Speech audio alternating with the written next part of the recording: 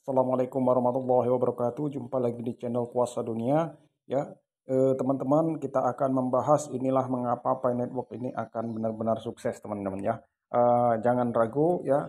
Kesampingkan orang-orang yang sering bilang halu, karena pada sesungguhnya bukan kita yang halu, tapi mereka yang kurang nalar, teman-teman ya. Seperti itu. Nah, ini teman-teman, baru-baru ini ya eh Pi Network ini ya gerakannya diikuti oleh cryptocurrency lain, teman-teman ya. Ternyata diam-diam mereka banyak yang mengikuti Pi Network, teman-teman. Caranya Pi Network.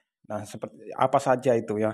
Yang pertama yaitu Bitcoin Hunter, teman-teman ya. Bitcoin Hunter ternyata juga saat ini juga merancang sebuah cryptocurrency yang digunakan untuk perdagangan ya. Yang kedua teman-teman ya, BTCS Mining itu ternyata juga akan mendirikan BTCS Mall, teman-teman ya. Nah, ini ternyata hebatnya Nicholas Kokalis, teman-teman. Nah, teman-teman bisa lihat sendiri nanti ya, akan kita bahas ya, BTCS ya akan membuat BTCS Mall juga ya, seperti itu.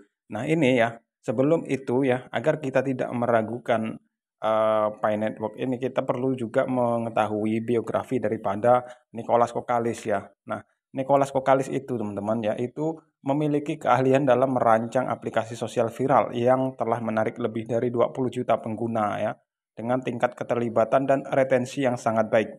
Nah, kemudian Nicholas Kokalis ya pernah menerima penghargaan, teman-teman, penghargaan Facebook Foundation pada tahun 2009. Ya, bayangkan.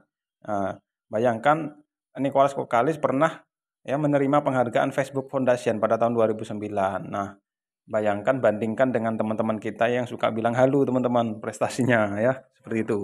Kemudian dia adalah anggota tim pendiri StarX ya, komunitas pengusaha nirlaba dan pedal gas untuk anggota Stanford Alliance ya, di mana ia menjabat sebagai Chief Technology Officer dari 2010 hingga 2018. Nah, ini ya, itulah Nicholas Kokalis yang mendirikan Pi Network itu, teman-teman.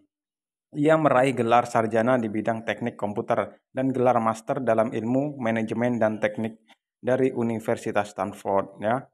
Nah, ini yang paling penting ya. Sebelum mengimplementasikan Pi Network ya, Nicholas Kokalis telah bertahun-tahun melakukan penelitian. Nah, bertahun-tahun teman ya. Beliau melakukan penelitian tentang cryptocurrency ya. Jadi sebelum Nicholas Kokalis itu mengatakan bahwa saya percaya dengan eh, peluang ya daripada sistem keuangan cryptocurrency, namun saya kecewa ya dengan tatanan cryptocurrency saat ini ya.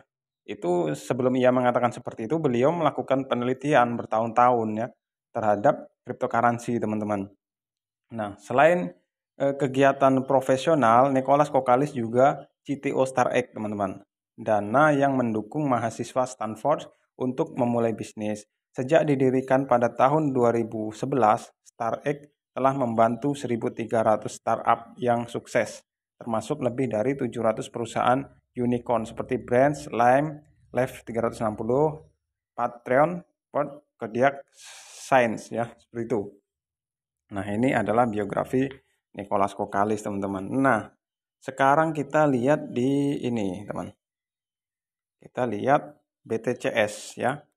Ternyata BTCS diam-diam juga akan meluncurkan BTCS Mall, teman-teman. Nah, ini sepertinya tatanan dunia sudah mulai berubah, teman ya.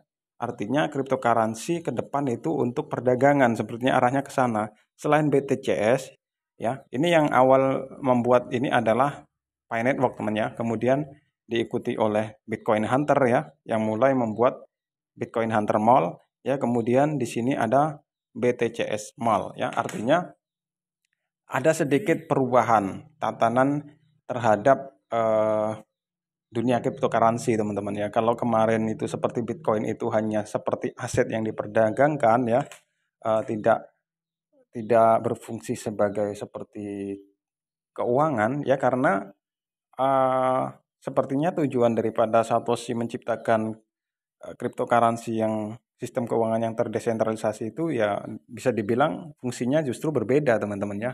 Bukan sebagai uang tapi malah sebagai aset yang diperdagangkan terus ya. Karena Nah, dia naik turun naik turun naik turun ya seperti itu. Nah, inilah pentingnya perlu adanya stable coin ya. Stable coin itu lebih bisa untuk perdagangan ya seperti itu.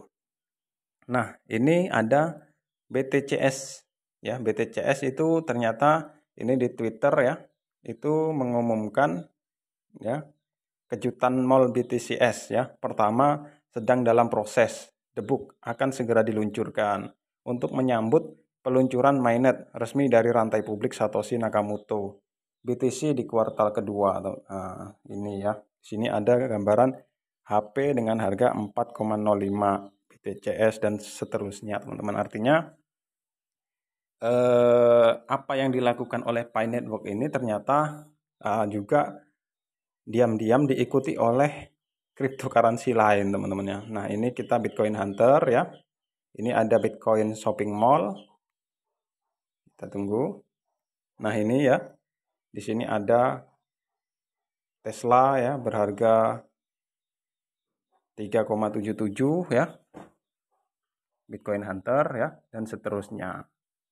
Maka ke depan sesuai dengan di video terbaru daripada Bosman Mardigu ya, itu yang beliau ketika membahas apakah Bitcoin itu di belakangnya adalah Putin, itu beliau membahas bahwa meramalkan ke depan ini cryptocurrency akan menjadi alat tukar ya dan tidak lama lagi seperti itu. Maka kalau kita tertinggal ya tidak mengikuti perkembangan itu, kita akan tertinggal. Apalagi ketika orang lain ya fokus mengikuti perkembangan ini, kita justru fokus untuk berkata halu dan